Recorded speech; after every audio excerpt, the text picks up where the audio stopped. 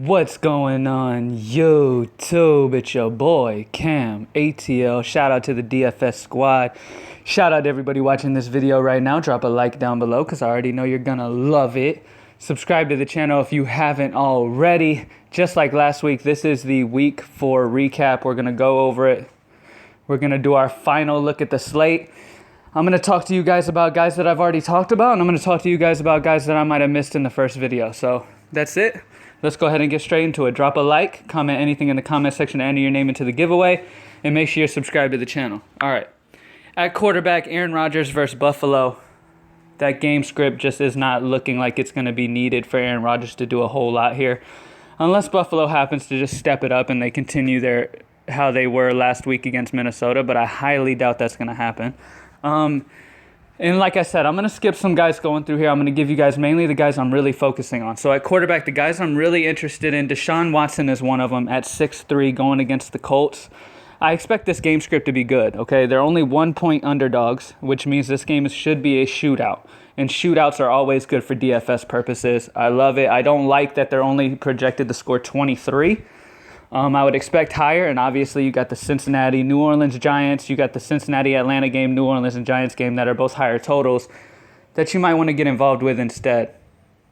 So, I mean, yeah, instead of Deshaun Watson, I'd probably rather go, a Matt Ryan or Andy Dalton at a cheaper price. Okay, let's go ahead and talk about them. Matter of fact, first of all, Phillip Rivers against San Francisco.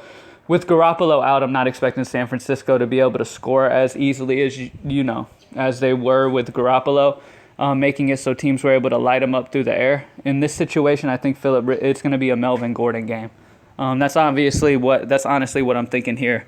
It's a Melvin Gordon game. Drew Brees against the Giants is totally fine. I like Drew. I like him more when he's at home, but in New York, it should be fine. I think Eli Manning and the Giants are able to score, and they do well in this game. So I definitely think this game should stay close, and I like both sides of that ball. Matt Ryan at 6'1" is in a great spot as normal. I don't know if I'm going to take Matt Ryan over Andy Dalton, who is a lot less at 5'4". I really love Andy Dalton this week at 5'4". It looks like A.J. Green's groin is fine. It looks like he's going to play. Either way, when it comes to choosing your wide receiver for Cincinnati, I would go Boyd instead of A.J. Green. Seeing that A.J. does have a little bit of a groin issue, you never know how the team, it could be worse than we see it, and A.J. could be pretty much a decoy for this game, and just putting him out on the field just to kind of, make the defense have to pay attention to him. So Tyler Boyd is definitely the play at wide receiver for Cincinnati, and then obviously Gio Bernard is obviously in play as well. But Andy Dalton's one of the guys I'm leaning towards heavily. I'm leaning towards Andy Dalton and Eli Manning. That's really where I'm highly on. I'm high on both those quarterbacks. Andy Dalton versus Atlanta, great matchup. Eli Manning versus New Orleans, amazing matchup. Both guys are in fantastic positions. They both have higher totals than Deshaun Watson, like we talked about before. So I really like Eli Manning and our boy Andy Dalton. Those are really the quarterbacks that I'm going with in cash. In GPP, the way for you to go in GPP, you could go a Ryan Tannehill. Ryan Tannehill against New England could be sneaky. New England's been giving up a lot of points. I don't know how much I believe in this Miami offense, but they have definitely looked solid, and Tannehill has been solid. So Tannehill against New England, we know New England's going to score. So this could be a good game script for Ryan Tannehill in this game. I would not sleep on him in GPPs. Baker Mayfield at 5'3", I've talked about him multiple times. I think he's going to be solid, man. Watching him play, he only played half a game and threw for like 200 yards. So imagine if he does the whole game. He should easily throw for about 350, I'm hoping, here against Oakland. And Baker Mayfield at 5'3", man, that's a great situation, okay? Honestly, too, we're going to talk about some really good value for that Cleveland offense once we get to receiver as well. But Baker Mayfield's in play as well. Josh Allen is a cool GPP dart. Buffalo's going to be down against Green Bay, and it's a great matchup against Green Bay. Green Bay's secondary is garbage, yet their offense is great. So I definitely think that Josh Allen is in play here, but that's about where I'll keep it. For GPPs, Josh Allen is fine. Baker Mayfield, Andrew Luck, Ryan Tannehill. Those guys are all good, cheap options down below. If you want to just spend up for somebody, then obviously Phillip Rivers and hope that San Francisco can put points on the board to force Phillip to keep throwing. It does seem, though, that Phillip Rivers does throw a lot. You know what I'm saying? Phillip Rivers definitely does throw a lot. So But like I said, this game flow is more of a Melvin Gordon game, and I'm worried about it a little bit. Deshaun Watson could also be a good GPP play, but in cash, I'm sticking mainly around the Andy Dalton and Eli Manning range. I would save money there, and then that way it kind of saves you some money to be able to spend up and go like an Alvin Kamara or something like that. Speaking of Alvin Kamara, let's talk about him. Against the Giants, man, this is a fantastic matchup here against the Giants. Okay, I absolutely love Alvin Kamara because he's involved in either way that offense wants to go. If they want to put it in the air, they want to put it on the ground, Alvin Kamara is heavily involved, okay? No matter what, he is highly involved in this offense for New Orleans. Here's the thing. In cash games, don't overthink it. Go for the guys who get a ton of targets and are huge parts of their offenses, okay? Go for the guys who have a high target share, okay?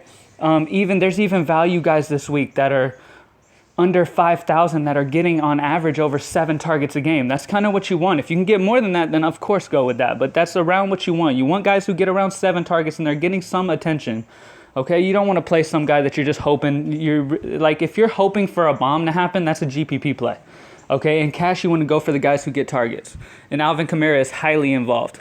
I already told you guys how much I love Melvin Gordon at 8-3. Of course, I love Melvin in that game script. It's a great game script for him at 8-3. You can save $1,300 off of Alvin Kamara and get Melvin Gordon. Ezekiel Elliott. This might be the game for Zeke to blow up. He's had some consistency this year, 17, 19, 18. But no huge games yet. And this seems like it would be the game for him. It's a great matchup against Detroit. Well, it's an okay matchup. They've done okay so far this year, but they haven't really faced anybody great. Week 1, Isaiah Crowell went for 25. Okay, Alfred Morris got held in check and Burkhead got held in check. Both of those guys aren't nowhere near Zeke. So I think Zeke has a great game here at 7-7.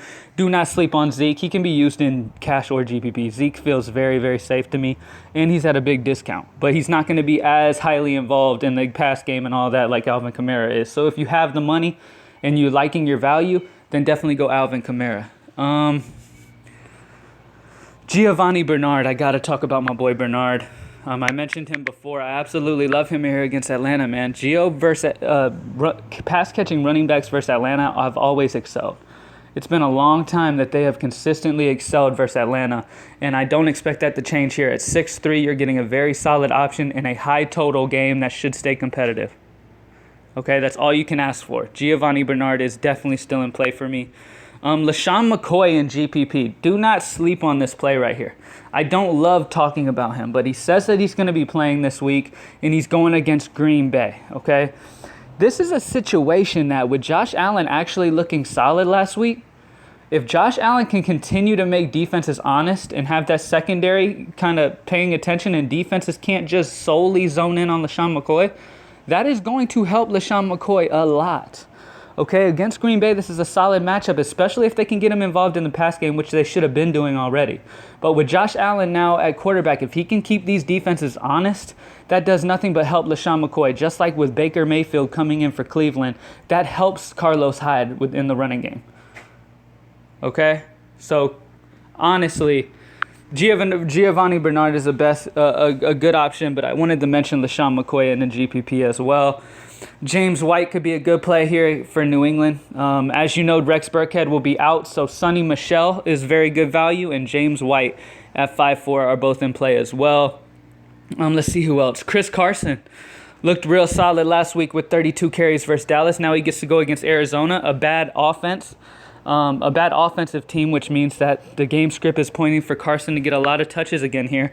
So I like Chris Carson against Arizona at 4-6, good value. Sonny Michel, like I said, at 4-5 is good value versus Miami. If you want to take the shot on him, I would still prefer James White, seeing that he catches passes and Draftkings is a GPP, so I definitely prefer that. I'm not too much of a believer in Kerryon Johnson, honestly, yet. He's going to have to show me more. I'm waiting on that. If you want to throw him in GPP, that's fine. There's nobody else I really care for at that position. Let's talk more about these higher guys. I've already mentioned them. Saquon Barkley, I love. Honestly, I absolutely love him against New Orleans. Same situation as Alvin Kamara. I mean, this dude been super consistent, 23, 24, 22, and now he's going against New Orleans, and he's going to be involved either in the pass game or the run. So no matter what, he's going to be highly involved in this offense, and I love a guy who's going to have so much attention. Honestly, over Zeke at 7-7, I'd be fine with spending a little more on Saquon.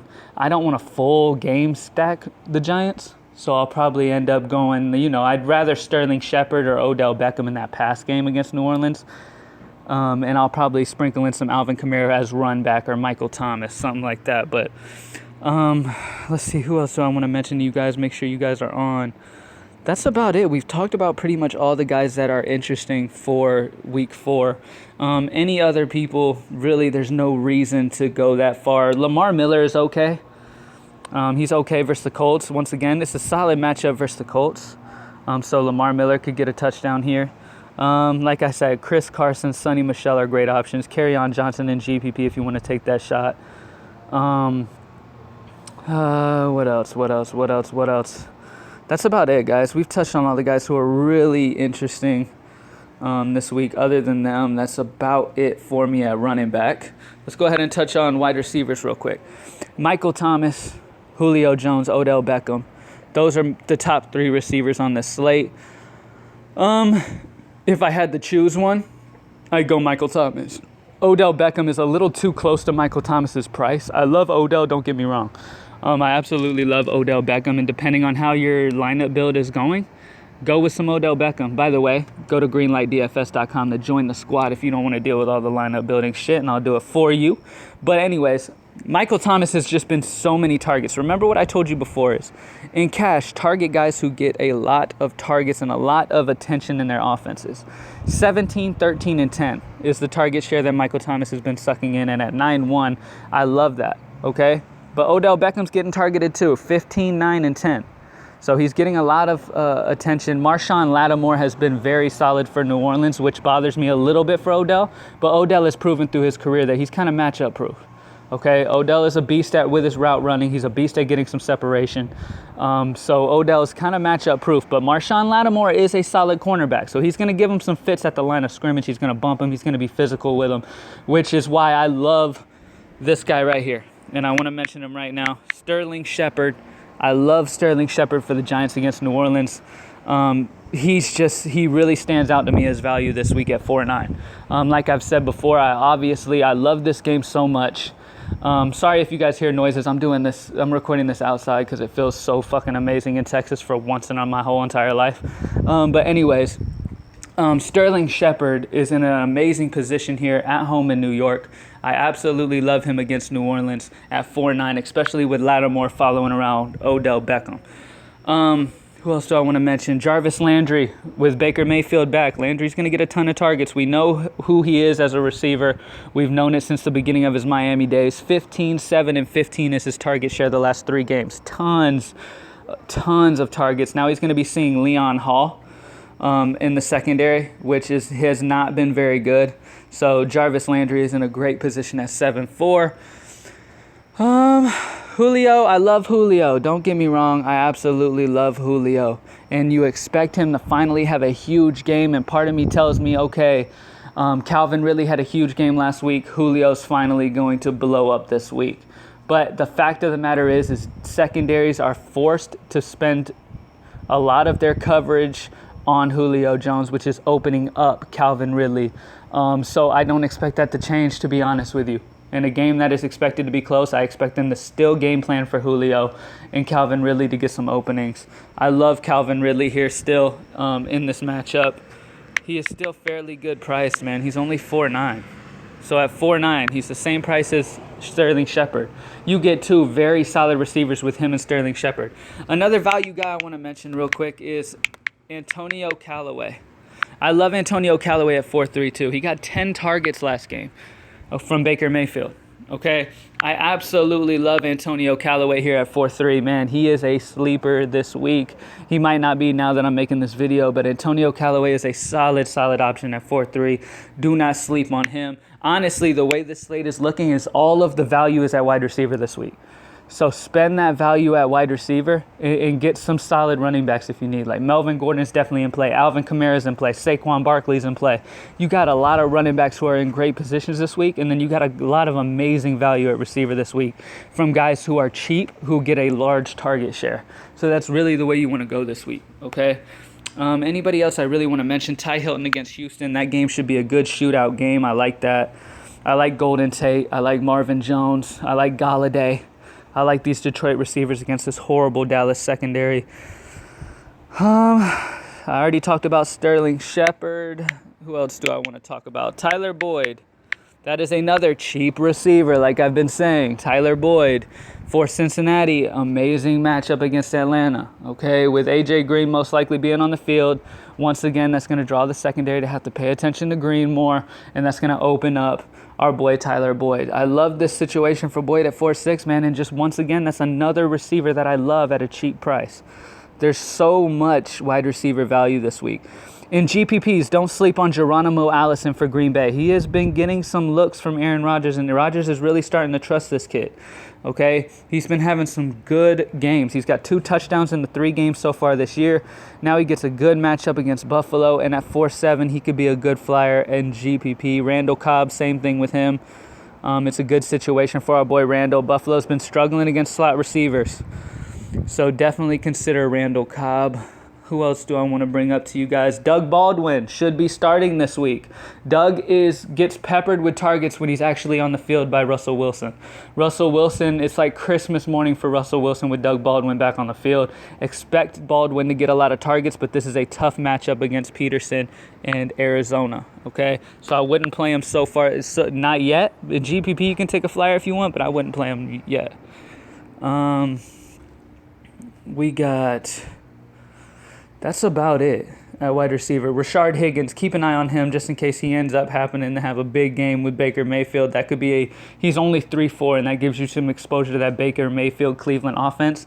I don't love it, but in GPP it's a fine flyer because everybody's going to go to Antonio Callaway. If Higgins has the big game, that's going to separate you a lot. All right, let's go ahead and talk about tight ends real quick. Tight end is kind of one of those positions that, Rob Gronkowski's too expensive. That's just the fact of the matter. He's too much. Jimmy Graham against Buffalo, a team that shouldn't keep this game close. No, thank you. Eric Ebron with Jack Doyle out is an amazing option at 3.6. He had several red zone. He got 11 targets last week without Doyle on the field, and he got several red zone targets and just couldn't come down with him. If he would have came down with him, it would have been a huge day for Eric Ebron. So definitely love Eric Ebron. George Kittle has some history with Bethard. However you say his name, Bethard, whatever. George Kittle's got some history with him. I believe they played in college together. So they've got some good connection with each other, George Kittle and him. So that could be I think a lot of people are going to shy away now that Garoppolo's out. He could be a solid GPP option. I'm pretty sure Bethard is going to be zoning in on his tight end. So George Kittle would be a solid play here. Austin Hooper and David Njoku. I love David Njoku at 3.2. One thing that new quarterbacks coming in, they're going to feel real comfortable with their tight end. Baker didn't target him too much his first game in, but Njoku's definitely a guy that if I was Baker Mayfield, I'd figure out how I can get him involved because he isn't a ridiculous athlete. Linebackers cannot cover Njoku, and if they exploit that, which they have shown in the past that if they exploit that, he can have big games. Njoku's a great option at 3.2 against Oakland, who has struggled against tight ends for the last few years straight. I mean, bottom in the league versus tight ends, so I love that. And that's about it, man. Those guys I've already mentioned are really who I'm sticking with at tight end. I wouldn't go too crazy there. At defense, it's pretty simple for me at defense, too, with this final look. The Chargers against San Francisco against Bethard at 3.9 is a great option. The Bears are a sneaky option against Tampa Bay. This is probably Fitzpatrick's last start. I don't love playing the Bears against Fitzpatrick. Seeing Fitzpatrick's been so solid. But the Bears' defense has been very consistent. They've been doing their thing this year. But at the same time, keep in mind, they played Green Bay, which was a good offense. Okay? But then they played Seattle, who was a bad offense, and Arizona, bad offense. Okay, Fitzpatrick's been playing great. So I don't know about the Bears here, even though they're 2.6. I know it's a great price, but still, I don't know 100% whether I want to take that chance with how hot Fitzpatrick's been. But they're definitely going to put pressure on them. The Patriots are a little sneaky to me at 2-8. I'm not a huge believer in Miami. Like I said, in GPP, Tannehill's fine. Tannehill and Stills combination or something like that is fine in GPP, but I don't feel super safe with it because I don't know if they keep this up. I think the Patriots at home should be able to make some moves here, and I think they can get some turnovers. I think they can bounce back from how bad they've been lately. The Browns are a decent option at 2-9 against Oakland. Oakland's offense has been sputtering a little bit. Really, it's the Chargers are way ahead of the pack, and then you can take a chance with the Bears at 2-6. They are, at the end of the day, they're facing a Fitzpatrick who's been hot, but they are one of the best defenses in the league this year, and they're only 2-6. So I'm fine with taking that shot if you want to. I don't see them getting absolutely dominated. That defense has been solid, and they're at home. Okay? So definitely consider the Bears at 2-6. That's fine. There's just not many amazing options for the defenses this week. So I'm definitely going Chargers or Bears. I'm sticking between those two, or maybe a flyer with the Patriots because they're another cheap defense. But if I'm going to go the Patriots at 2-8, I might as well save a few more hundred and go the Bears. Okay? So really, Bears or Chargers is the way to go this week. I'm leaning a little bit more towards the Bears. Even though they're against Fitzpatrick, they've been a super consistent defense this year. They are looking super solid, and they're at home. So even if Fitzpatrick gets a few touchdowns, I think the Bears are going to cause some turnovers here in this game. I think they're going to have a solid game here, so do not sleep on them. And that's it, guys. We've touched pretty much everybody. Remember, like I said, the value is at wide receiver today. No reason to spend up super high on receiver. Marshawn Lattimore should be on Odell Beckham, opening up Sterling Shepard to have a solid game. Evan Ingram is out too, so that opens up Shepard even more. Saquon Barkley should get involved in the pass game here, so Saquon's obviously in a great spot. Just to recap real quick, Melvin Gordon, great game script for Melvin Gordon in this game here. Alvin Kamara, he's always a lock in cash if you can afford him. I absolutely love Alvin Kamara. And that's about it, man. Don't sleep on Ezekiel Elliott either. At that price at 7-7, he's got a good matchup, and he's been super safe and consistent. So in cash, he's fine. It's fine if you want to save that money and go 7-7 and have Ezekiel Elliott, a super solid running back who you know is going to get the touches. Okay? And that's it, guys, man. Andy Dalton for value at quarterback, and Eli Manning is really where it's at for cash games. If you want to take some shots, there's those other guys around that area like Phillip Rivers, guys like that who have big potential, but you're not really sure. It's kind of game script dependent. You know what I'm saying? So stick around that. And that's it, guys. Thank you guys for watching as always. Make sure you go check out the first week video and check out the first look lineup. Go to greenlightdfs.com to join the squad to get the new updated version on Sunday. Let's go ahead and kill week 4, man. I'm super excited. Thank you guys for watching as always. Drop a like, subscribe to the channel, comment anything in the comment section to enter your name into that giveaway that I do. And I'm out.